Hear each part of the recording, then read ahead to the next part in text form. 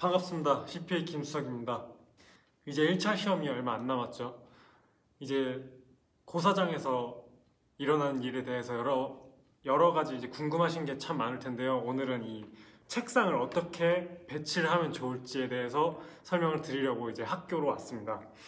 제가 지금 갖고 있는 이 책상이 저희 학교 책상인데요. 실제 수험장 책상과 크게 같습니다. 네.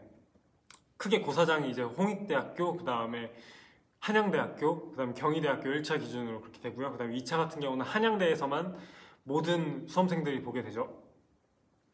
학교마다 이제 조금 더 큰 책상을 주는 데도 있는데 이제 이게 가장 작은 책상과 같은 사이즈예요. 네, 그래서 제가 지금 저희 학교에서 촬영을 하고 있고요.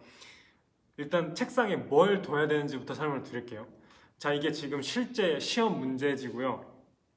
실제 시험 문제지가 신문지처럼 이렇게 옆으로 넘기는 형태죠. 네, 근데 책상 지금 보시면 알겠지만은 뭐 놓은 게 없는데 벌써 꽉 찼어요. 이거 만약에 펼치면요 시험지가 꽉 차요. 계산기 둘 데가 없어요. 그래서 반드시 반을 갈라서 잘라주시고 그 다음에 끝에 스테이플러를 이렇게 철해 주시길 바랍니다. 네.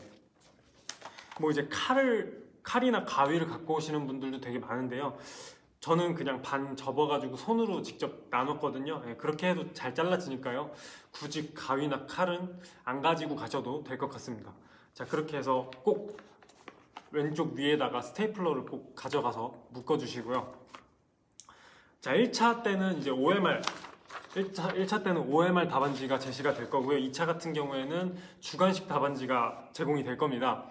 1차 같은 경우에는 답안지를 계속 쓸 필요가 없죠. 그리고 문제를 다 풀고 나서 마지막에 기재를 하시면 되고요. 2차 같은 경우는 답안지에다가 계속 답을 써야 되기 때문에 답안지가 항상 이제 책상 위에 올라와 있어야 돼요. 그래서 더 세밀한 책상 배치가 필요합니다. 자, 그리고 이제 계산기, 여러분들 계속 쓰시는 계산기 필요하고요. 자, 그 다음에 필통 필요 없어요. 필통에서 화이트, 그 다음에 검정 펜, 이게 혹시 안 나올 수가 있으니까 하나 더 여분으로 준비해 주시고요. 그 다음에 1차 같은 경우는 이제 컴퓨터용 사인펜까지 필요하겠죠. 네, 그리고 이 필통 같은 경우는 자리를 너무 많이 잡아먹으니까 필요 없어요. 버리세요. 그 다음에 물통, 저 같은 경우는 물을 잘 먹어가지고 물통을 뒀어요. 그리고 1차 시험 같은 경우는 이제 겨울이다 보니까 제가 이제 코를 푸는 경우가 되게 많더라고요. 그래서 꼭 휴지를 이렇게 챙겼어요. 네, 대략적으로 어떤 물건이 필요한지는 설명을 드렸고요. 이제 수직으로 직접 보여드릴게요. 어떻게 배치를 하는지. 네, 이게 1차 기준으로 실제 책상을 배치한 겁니다. 우선 문제를 제일 왼쪽에 두시고요. OMR 카드 같은 경우는 가운데 두시거나 아니면 문제지 밑에다 깔아두세요. 그리고 이제 실제 문제를 풀 때에는 일단 문제를 다 푸시고 밑에다가 깐 다음에 문제를 다 푸신 다음에 마지막에 비교를 하면서 답안지를 체크를 해주시면 되기 때문에 그때 이렇게 표시를 해주시면 되겠습니다. 기본 상태로는 문제를 제일 왼쪽에 두시고요. 그 다음에 오른쪽에 계산기를 두시고 그 위에 이제 자리가 남죠. 그 위에 펜이랑 화이트, 그 다음에 제가 말씀드린 휴지랑 물통을 두시면 좋을 것 같습니다. 1차는 어차피 OMR을 쓰지가 않기 때문에 상관이 없는데요. 2차가 문제예요.